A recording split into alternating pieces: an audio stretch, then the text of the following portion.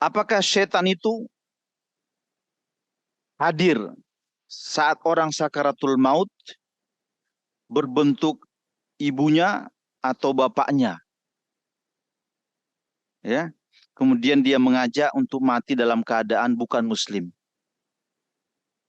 ya. Nah, ini kan pertanyaan, ya. Nah, sebagai jawabannya, Bapak dan Ibu sekalian, penulis buku ini berkata bahwa perlu kita pahami bahwa syaitan itu akan mengawal manusia sejak dari lahir sampai dia wafat. Bahkan keberadaan setan itu bukan di mana-mana, tapi dia ada dalam darah kita. Inna syaitana yajri majrad dam, kata Nabi. Sesungguhnya setan itu mengalir dalam aliran darah manusia. Nah, kalau dia lalai, setannya bergerak. Makanya nggak boleh lalai. Ya. Nah, bagaimana darah itu menjadi nafas kita? Di situ ada unsur setannya. Nah, karena itu kata Nabi SAW dalam hadis yang sahih, Inna syaitana yahduru ahadukum inda kulli syai'in min sya'nihi. Syaitan itu akan hadir, ya, di dalam semua urusan-urusan kalian. Dalam semua urusan-urusan, kita lagi ngaji kayak gini nih, banyak setannya nih. Kapan ustadznya berhenti kelamaan, ya kan? Kapan ini, kapan itu? Ah, saya nggak setuju itu. Ah, ya kan banyak setannya tuh, Pak. Ya kan? Itu lagi ngaji. Bagaimana kalau betul-betul sudah di luar? Ya enggak? Karena setannya itu ada di dalam darah kita. Tidak kita bisa menghindar. Ya. Nah, eh, coba perhatikan baik-baik. Salah satu ucapan syaitan itu yang pernah dia klaim sendiri di hadapan Allah Subhanahu wa taala. Wa izzatika ya Rabb. Ini kata syaitan dalam hadis yang sahih. Demi kemuliaan wahai Rabb, la abrahu agwi ibadaka. Saya akan selalu menghabiskan waktu saya untuk mengganggu hamba-hambamu. Ya. Madamat arwahuhum fi ajsadihim. Selama roh-roh mereka masih menyatu dengan badan-badan mereka. Wa izzati wa jalali. Kata Allah, demi kemuliaanku dan demi kebesaranku. La azalu aghfiru lahum mastaghfaruni. Walaupun kau ganggu mereka, tapi saya akan ampuni mereka selama mereka beristighfar. Jadi maksudnya silakan setan itu mengganggu terus, tapi orang-orang beriman juga punya senjata yang namanya istighfar. Ya, termasuk kenapa ada sujud sahwi? Orang kalau sholat itu kan lupa kan? Sebenarnya itu gangguan setan, Pak. Rakaat 3 dibuat 5, 5 jadi 1. Atau yang parah itu. Kalau masih 3 jadi 2, atau misalnya 1 jadi 5. Itu parah itu. Ya kan? Yang paling parah sudah sholat, belum sholat dibilang sholat, sudah sholat. Nah itu juga ada yang parah, ada yang enggak. Tapi sebenarnya itu adalah orang sholat itu kan ada sujud sahwinya kalau lupa. Kata Nabi kalau orang sujud sahwi itu apa ada kesalahan, lupa atau bertambah di dalam sholatnya itu hendaknya lah dia menggantinya dengan sujud sahwi. Tapi bukan itu yang saya mau tekankan. Tekankan adalah kata Nabi, sujud sahwi itu adalah balasan untuk setan. Seakan-akan setan itu boleh kerjain saya, tapi saya punya senjatanya, namanya sujud sahwi. Boleh Anda menggoda saya berdosa, tapi saya punya istighfar. Nah, kira-kira begitu. Ya. Nah, Bapak dan Ibu sekalian yang dimuliakan Allah Subhanahu wa taala, bahkan dalam hadis yang sahih, ya, riwayat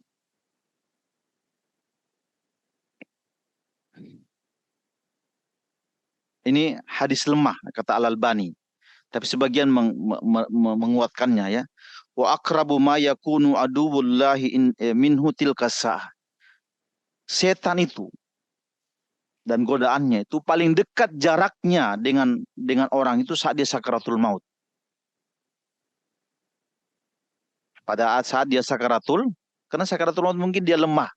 Nah, setannya lagi kuat. Ya. Makanya Bapak dan Ibu sekalian, perhatikan ayat di dalam Al-Qur'an. Ini saya sering lihat orang salah di dalam membacanya. Ada doa di dalam Al-Qur'an itu, wa qul rabbi a'udzubika min hamazatis syayatin wa a'udzubika rabbi an yahdurun. Ya kan? Ya, saya berlindung dari bisikan-bisikan syaitan dan saya berlindung supaya dia datang. Kapan ini semestinya dibaca? Sebagian imam membaca ini pada saat dia mau jadi imam. Saya pernah di Salatiga itu dengar imam kalau mau sholat baca doa ini. Ternyata terusan ayat itu berbunyi tentang kematian. Allah berfirman setelah itu, hatta idza ja'ahumul mautu. Ya, ketika mereka didatangi oleh kematian. Jadi doa orang yang sakaratul maut itu salah satu doanya sebenarnya adalah Allahumma inni a'udzubika min hamazatis syayatin wa a'udzubika rabbi an yahdurun. Kenapa kita berlindung supaya setan itu datang? Nah, sementara ini baru masuk ke tema tadi itu. Sementara setan itu datang, ya, ada juga riwayatnya. Tapi sebagian besar ulama hadis mengatakan itu adalah hadis yang sangat lemah. Ya, saya bacakan. Ketika seseorang sakaratul maut, dia didatangi oleh syaitan, ya, dalam bentuk ayahnya, ya. Sementara yang satu dalam berbentuk ibunya, satu di ayahnya, satu ibunya, ya. Kemudian sang ayah ini berkata kepada dia, wahai anakku, untuk yang seperti ini saya sudah lewati. Artinya mati ini saya duluan daripada kamu kan. Dan saya sudah mengetahui kebenaran, kata ayahnya. Ya. Dan agama yang paling benar itu adalah agama Nasrani. Karena itu masuklah ke Nasrani. Nah, itu bisikan ayah kepada calon mayit itu. Sementara ibunya, wahai anakku, ya, dulu saya pernah melahirkan di perutku. Melahirkan engkau berada dalam perut ibumu, ya. Engkau juga menyusui dari diriku. Engkau berada dalam pangkuanku dan saya sangat mencintaimu, ya. Dan untuk yang seperti ini juga saya sudah lewati. Saya sudah mati, ya. Dan saya juga sudah mengerti kebenaran. Karena itu masuklah kepada Yahudi, ya. Uh, Ulama-ulama hadis berkata, lam yathbut annahu min kalamin nabi. Ya. Ucapan ini tidak bisa kita tetapkan dari ucapan Nabi. Tapi dari mana sumbernya, Bapak dan Ibu sekalian? Ternyata informasi ini satu-satunya pernah ditulis oleh Imam Al-Qurtubi dalam kitab At-Tadhkirah. Saya kira di majelis ini pernah dibahas tentang kitab Al-Qurtubi kan? Kami itu juga dari Pustaka Al-Kausar menerbitkan buku itu. Tapi Imam Al-Qurtubi menurunkan riwayat ini tidak menjelaskan sanadnya. Tidak menjelaskan, dia pingin kadang-kadang memberi kabar kepada orang-orang yang mayit. Walaupun kata penulis ini tidak menutup kemungkinan karena syaitan itu menjiwai semua menguasai semua keadaan, tidak menutup kemungkinan akan dia datang seperti itu.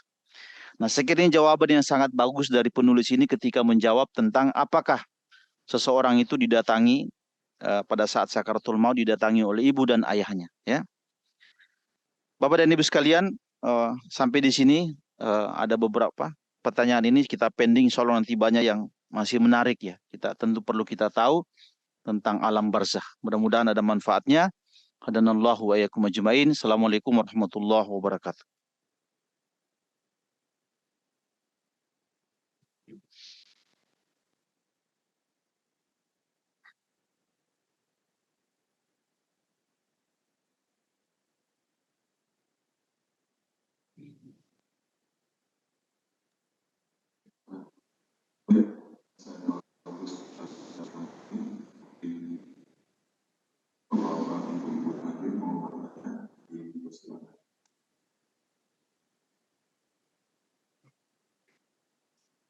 Baik, jazakallah khairan katsiran, Pak Ustaz Yasir. Apa yang Pak Ustaz sampaikan tadi memang bagi kami sangat mengkhawatirkan ya, bagaimana setan itu menggoda manusia hingga di saat-saat genting kita sakaratul maut. Nah, ada salah satu doa Ustaz yang dari kecil mungkin kita sering baca, Allah mahawin alaina fi sakaratul maut. Nah, itu apakah yang dimaksud hawin itu Ustaz? Karena terus yang kedua, apa yang tadi Ustaz ceritakan bahwa memang di kita budayanya mungkin orang kalau masih sakit dibacain Yasin malah ditegur. Orang masih sakit kok dibacain Yasin gitu kan.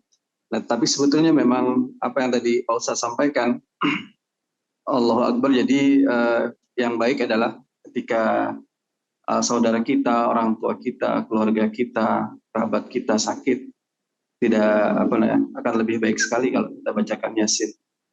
Bagian dari pengalaman kami, Masya Allah, kakek kami ini ketika sakit ini meminta kami untuk membacakan surah Yasin. Jadi, tapi memang ada misalnya salamun qaulam mir rabbir rahim. Nah, itu minta dibacakan berkali-kali, berulang-ulang kali. Saya baru kali ini menghubungkan, mungkin ini bagian dari kabar gembira yang beliau ingin dengarkan di saat-saat sakitnya gitu, Pak Ustadz. Mungkin terima kasih. Iya.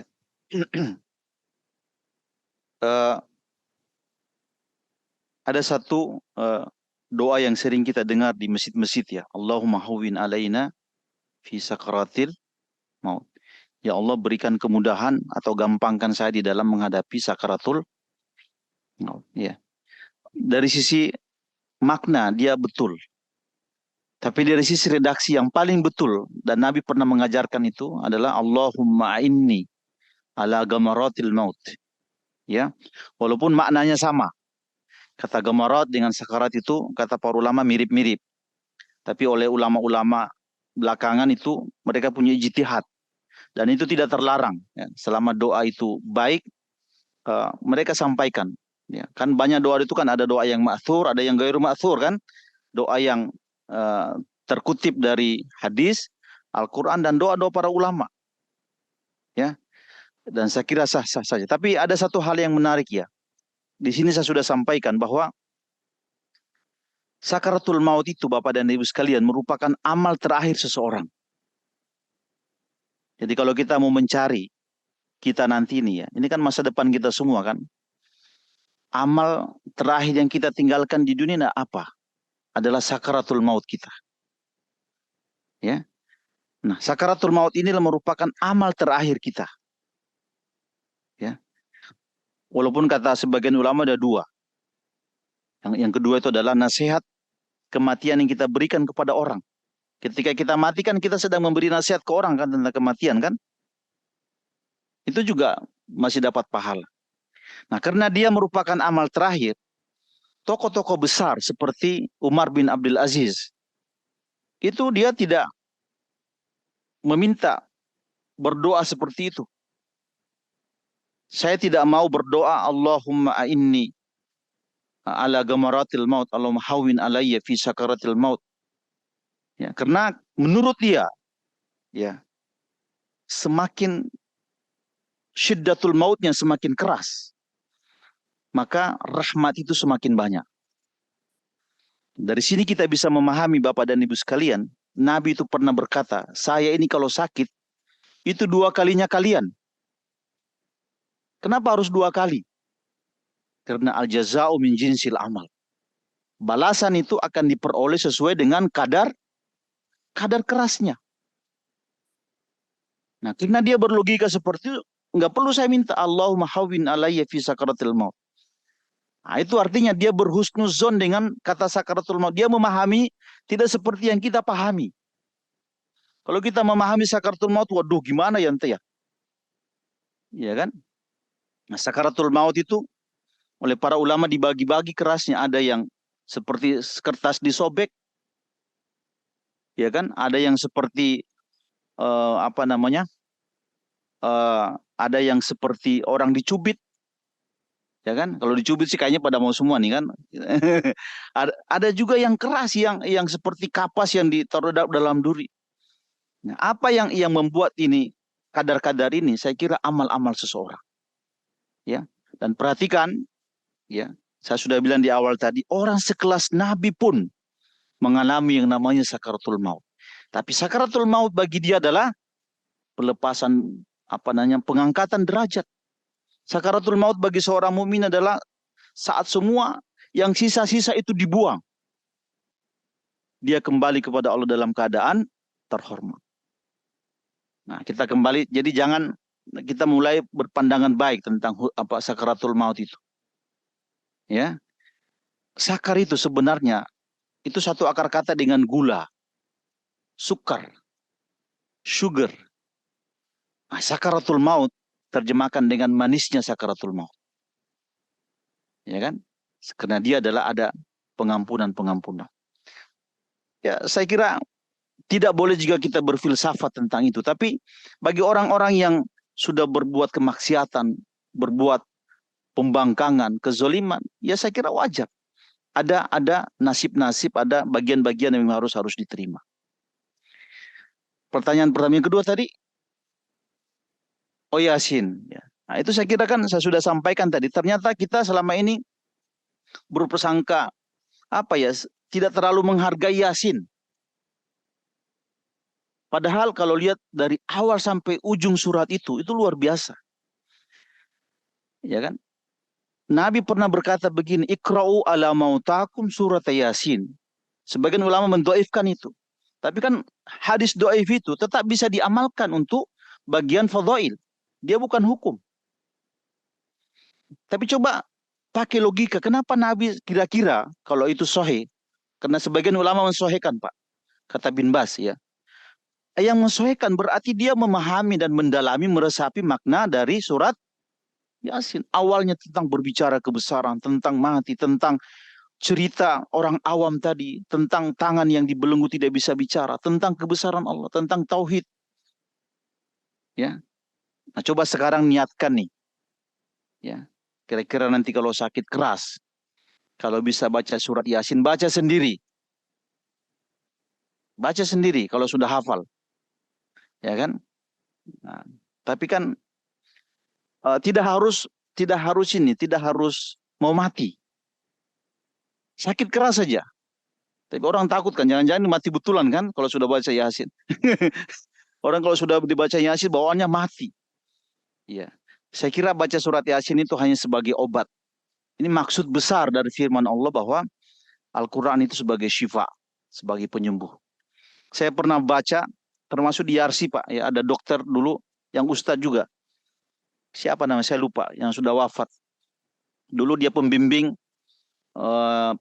orang-orang yang sakaratul maut lah di rumah sakit Yarsi itu. Dia cerita, orang-orang yang sakaratul maut itu kita datang untuk perdengarkan Al-Quran, perdengarkan nasihat-nasihat, ditalkin, ya kan? Kalau orang sakaratul maut, orang sakit keras itu cerita-cerita yang baik tentang dia. Kamu ini dulu rajin sholat ke syuhada, ya. Kamu dulu ini rajin bersedekah, kamu dulu ahli senyum. Dia senang tuh, ya. Tapi kamu bilang kamu dulu ini kepalanya perampok, kamu dulu ini udah puluhan wanita jadi korban, ya kan? Dia takut. Ya, makanya ada dulu salah seorang ulama soleh, saat-saat dia sakaratul maut, dia berkata begini, hadithni birrukhas, hadithni birrukhas, ceritakan kepada saya yang ringan-ringan. Dengan ringan-ringan itu saya bisa berprasangka baik kepada Allah. Ya, dulu ada orang bodoh menghadiri sakitnya Umar bin Abdul Aziz. Orang bodoh dikasih kesempatan karena rumahnya terbuka kan, termasuk orang bodoh datang. Bilang sakit apa wahai khalifah? Ini sakit biasa, sakit keras. Dia bilang tetangga saya kena penyakit begini mati semua.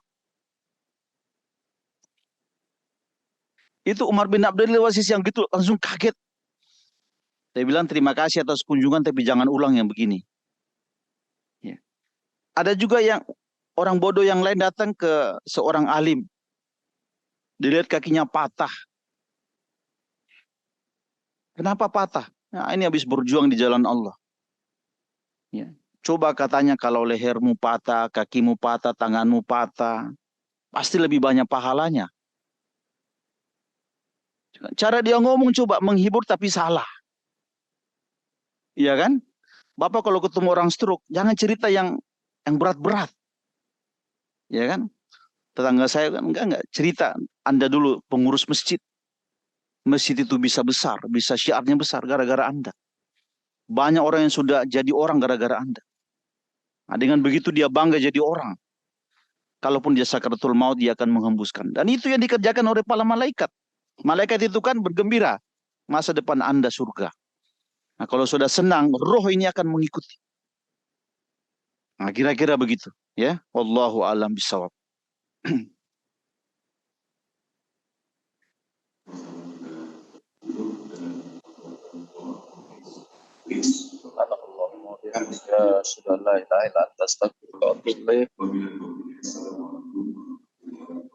Waalaikumsalam warahmatullahi wabarakatuh.